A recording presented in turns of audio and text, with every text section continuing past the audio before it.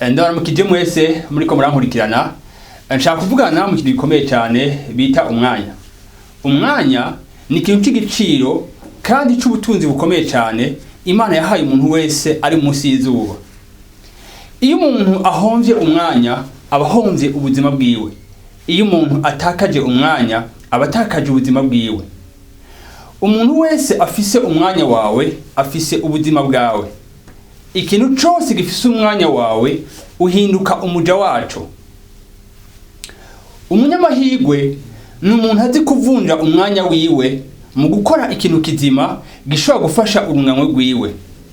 Iyo umuntu akoze ibintu bidafatanye n'ubuzima bwiwe canke rekaraja, uwo muntu aba atakaza umwanya wiwe. Iyo umunota uheze, iyo isaha iheze, iyo indwi iheze, iyo ukwezi guheze, iyo umwaka uheze, umuntu akwiye gufata amaso yakasubiza inyuma akaraba ibintu bizima yashoboye gukora byashoboye kubera umugisha abandi bantu. Twige gufata neza umwanya twahawe. Murakoze cyane.